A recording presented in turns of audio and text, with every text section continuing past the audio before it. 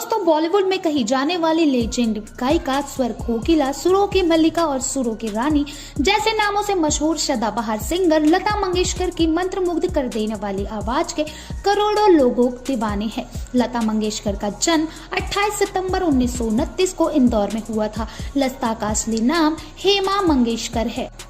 लता मंगेशकर को अपने संगीत का गुण उनके पिता दीनानाथ मंगेशकर से प्राप्त है, जो खुद एक मराठी और कोंकणी संगीतकार, गायक व अभिनेता थे।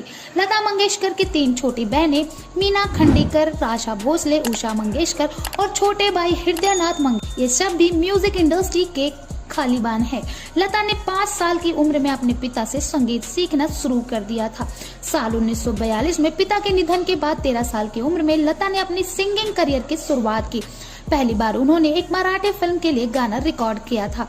वही फिल्म रिलीज भी हुई, लेकिन किसी कारणवश फिल्म में लता का गाया गाना नहीं चलाया गया, जिससे उन्हें काफी ठेस पहुंची थी।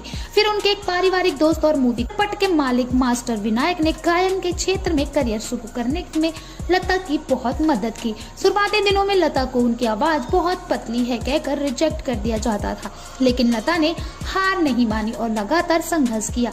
लता जी ने 1947 में हिंदी फिल्म में आपकी सेवा में के लिए एक गाना गाया था, जिसके बाद से उन्हें पहचान मिली। इस गाने के बाद उन्हें एक के बाद एक कई गीत गाने का मौका मिला और धीरे धीरे वो सफलता की ओर बढ़ने लगी। भारत के स्वर कोकिला लता मंगेशकर ने अपने करियर में 20 भाषाओं में करीब 30,000 गाने गाए हैं।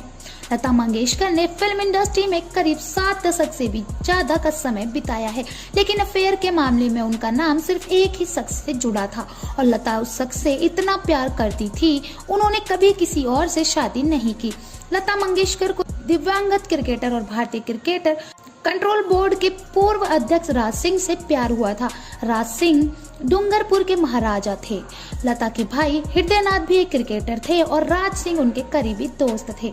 एक बार लता मंगेशकर क्रिकेट देखने गई, जहां उन्हें राज को देखा और उन्हें पसंद करने लगी। वहीं राज भी लता की आवाज के दीवाने थे। राज अक्सर लता के घर उनके भाई से मिलने आया करते थे। ऐसे ही लता और राज की मुलाकात शुरू हुई और दोनों एक दूसरे से प्यार करने लगे। जाता है कि राज लता को मिट्ठू नाम से भी बुलाते थे और राज अपनी जेब में एक कैसेट रखते थे, जिसमें लता के कुछ चुनिंदा गाने थे। लंबे समय तक एक दूसरे को जानने और समझने के बाद लता और राज ने शादी करने की सोची।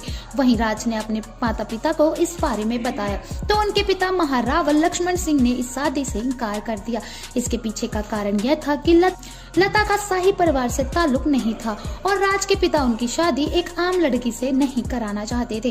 राज अपने पिता से बेहद प्यार करते थे और उनका सम्मान भी करते थे। इसी वजह से उन्होंने अपने पिता के फैसले को स्वीकार कर लिया, लेकिन उन्होंने लता के सिवा किसी और से शादी न करने की कसम खाई और मरते दम तक इस कसम को निभाया। इसके साथ ही लता ने भी राज की तरह पूरी जिंदगी शादी न करने का फैसला किया। दोनों ने शादी नहीं की, लेकिन दोनों हमेशा एक अच्छे दोस्त बने रहे। वहीं साल 2009 सितंबर को राज सिंह का डूंगरपुर की अल्जाइमर रोग के कारण निधन हो।